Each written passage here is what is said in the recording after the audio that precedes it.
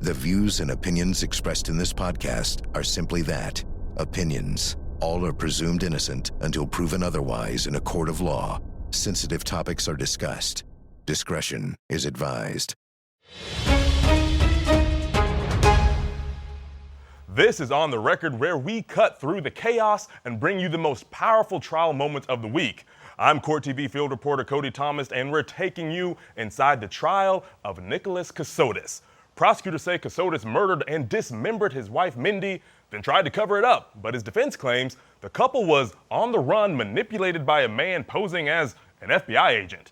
We'll break down the key testimony, the evidence, and the mystery at the heart of this case. But first, let's back it up, because this case didn't start in a courtroom. It started with a gruesome discovery in the Georgia woods, something that no one should ever find. December 2nd, 2022. Deer hunters in Riceboro, Georgia, find the torso of a nude, headless woman deep in the woods of a local hunting club. Investigators found the rest of her remains scattered within a 3 to 4 mile radius across 3 counties. The Georgia Bureau of Investigations released composite sketches of the unidentified woman in hopes of giving her a name. 5 months later, on May 11, 2023, police announced that they found the remains of Mindi Kassotis. They used DNA from family members to make the positive identification. Mindi Kassotis was 40 years old when she was killed. The day after her remains were identified, her husband, Nicholas, was arrested in Lancaster, Pennsylvania. So this case, as the court knows, is incredibly gruesome in a way that I believe will create additional trauma. Nicholas Kassotis, who is also known by the alias Nicholas Killian James Stark, was extradited back to Georgia and charged with malice murder, aggravated assault, and removal of human body parts from the scene of death. Prosecutors say in the months before Mindi's death, she and Nicholas were on the run because of an outstanding $1.5 million judgment owed to his first wife, Heather Thomas. Its motive for him being on the run. It explains the story started all because of this. Local station WTOC was in the courtroom when his attorney argued that the money was not the motive, but that a mystery man named Jim McIntyre was involved with the case. Jim McIntyre, whether clearly that wasn't his real name, absolutely exists. They were moving every few days, few weeks, few months at the control of this person that we'll just keep calling Jim McIntyre. Nicholas Kassotis has pleaded not guilty. If he is convicted, he could be sentenced to up to life in prison. Now, you're about to hear some of the key moments from day one, including parts of opening statements and witness testimony that set the stage for what's to come. Mr. Kassotis is accused of the unthinkable, the absolutely unthinkable, murdering his wife.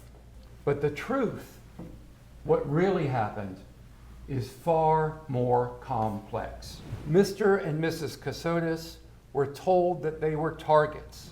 You'll hear testimony that a man calling himself Jim McIntyre, who knows if that is his real name, claiming to be with the FBI, told them that their lives were in danger, that they had to disappear.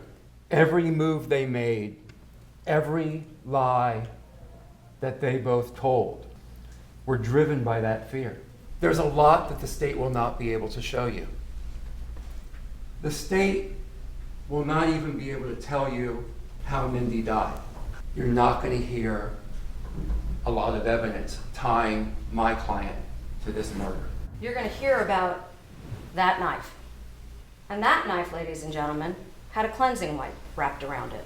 The killer didn't want to leave behind evidence. I submit to you that killer was a prosecutor. You're going to hear that there wasn't a lot to work with. You're going to hear they found a torso with no head and no legs. And that was all they had. That, the knife, and the tubs. I submit to you, ladies and gentlemen, you're going to hear that they were recovered exactly where Nicholas James Kassotis' vehicle was tracked. You're also going to hear him admit that he was there. The head, unfortunately, wasn't found until 5 days later, buried. And then you're going to hear and see Mr. Kassotis buying a shovel. Let me direct your attention to Friday, December 2nd, 2022. Did you have occasion to be on the Portal Hunting Club property on that date? Yes, sir. So while you were out there hunting, did you see a deer? Yes, sir. Did you take a shot? I did. What happened after you took a shot? I killed it. Then what do you do after you shoot the deer? Well, I went down there to look, and David, my next stander, he came down with me, and we walked down there and saw the deer. And that's when I saw the torso in the ditch, and I thought it was a hog, because there's a bunch of wild hogs down there, and I just thought it was a hog. And David and I looked at the deer, and then we went over. He said, "What's that?" And we went over and looked at it, and it wound up being a torso. Is that the tote that was recovered on December 2nd of 2022? Yes, ma'am. Can you tell the jury what type of a tote is that? Are there any markings on it? Yes, ma'am. So this is manufactured by the brand under the brand name Husky. It's a 25-gallon latch and stack tote. I believe our investigation indicated they're available at Home Depot. And that was the one that was found near what portion of her remains? This container was discovered near the location where Mindy's torso was found.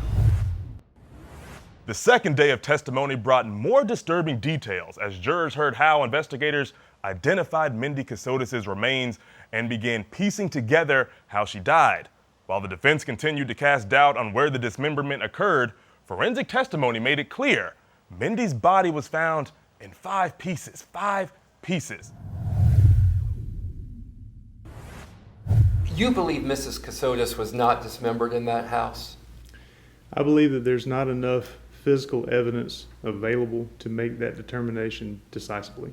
If she was dismembered in that house, what type of evidence would you have expected to find that might confirm that she was dismembered there, or lead you to believe with greater certainty that she may have been dismembered there? So if somebody were to lay down, say, a tarp or something like that, then that might protect the items of furniture, the walls or floor from blood. So it just depends. You found relatively little blood there, correct?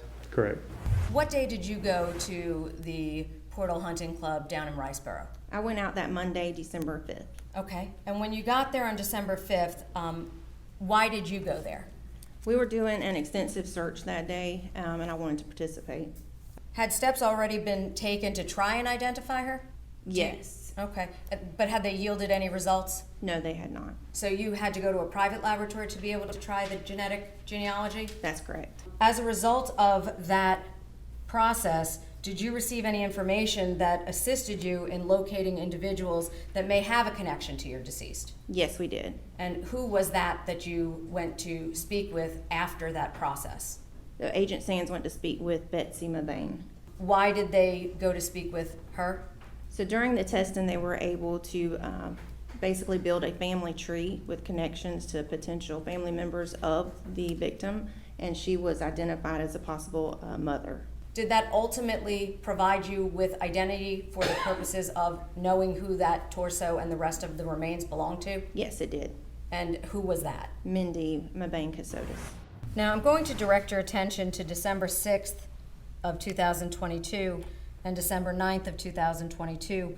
Were you called upon to perform an autopsy on a person at the request of Special Agent Tracy Sands of the Georgia Bureau of Investigation and the coroner in this county?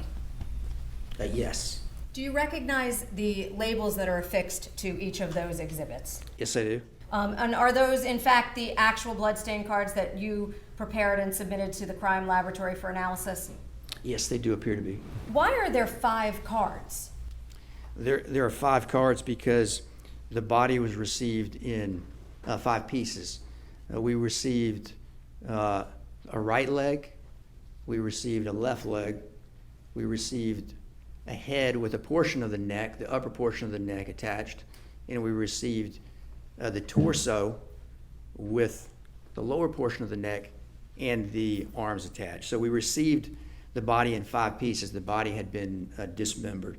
And so we collected a DNA sample from each one of those pieces, in part initially to ensure that they all went with the same person. The DNA from all 5 matched. And in this case, were you able to determine a cause of death? Yes. And what was your determination? Traumatic injuries? And were you able to determine the manner of death? Yes. And what was that? Homicide. The Court TV podcast will return. DNA evidence, a suspicious knife purchase, and an emotional account of the moment Nicholas Kassotis told a friend his wife wasn't coming home. All of it played out in court today, but does this testimony connect Kassotis to Mindi's death, or does it leave room for doubt? Here are key moments from inside the courtroom. Ms. Shepard, were you provided with biological evidence to analyze in connection with the case that we are here for today? Yes, ma'am. And did you, in fact, perform the analysis on those substances? I did. And what were the results and findings of your analysis? The DNA obtained from each item contains a single profile of the same individual. So at that time, although she was still unidentified white female, would it be fair to say that we knew then that she was at least all the same person? That is correct. Do you recognize the person who's depicted in this surveillance video attached to that exhibit? Yes, sir. It's Mr. Kassotis. Do you see anything under his arm? It appears to be a Milwaukee knife. Now, you mentioned Mr. Kassotis purchasing a Milwaukee knife at Home Depot, correct? That's correct. And it was the same model knife, right? Correct. But you have no way of knowing if that is the same knife, correct? That is correct. As far as you know, it could be a completely different knife. That is correct. Do you know at that time when you left for Thanksgiving, how was Mindi feeling? She'd been having some blood pressure problems, so Nick had taken her to the hospital because they were going to do some testing and try to work on her blood pressure. Can you tell the jury what happened when he got home? Yes, I heard him come in the door, so I came bouncing out and I was like, "Hey, how's Mindi doing?" And he just started bawling, crying hysterically. That's when, all I could really understand was she's not coming home. Did he eventually tell you she died?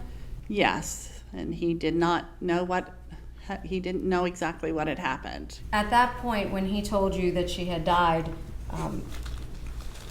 did you have an opportunity? Excuse me just a minute.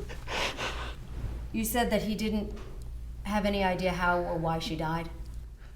That's what he said. He said he was going the next day and they were going to talk to him and tell him what happened. At that point, did he tell you what hospital? No. Did he tell you her doctor's name? No. Were you able to see her body? No. When you came back to the house, you said from the surgery, you said Mr. Kassotis helped you into the residence, is that right? Yes. Did Mr. Kassotis leave the residence? Yes. And where did you believe he was going? To the hospital. And at that point, what, if anything, happened after he left for the hospital? Well, he came back home and he told us that she had died. Did he discuss with you his concerns about her death at the hospital? No, he told us he was going to go back and find out what had happened. Did he ever provide you with any paperwork concerning her death? No. Did he ever explain to you what actions, if any, he was taking against the hospital, given what he had described to you? No, he didn't. Now, back to the Court TV podcast. The gruesome details are only part of this story. Now, next week, jurors will hear from key investigators and see more evidence prosecutors say ties Nicholas Kassotis to his wife's murder. The defense says it's all a big misunderstanding, but will the jury buy it? Questions that need answers. I'm Cody Thomas, and as always, thanks for listening. Stay safe, stay informed, and we'll see you next time we go back on the record. This podcast is a production of Court TV. Go to CourtTV.com for more content, trials on demand, and to find out how to watch Court TV in your area.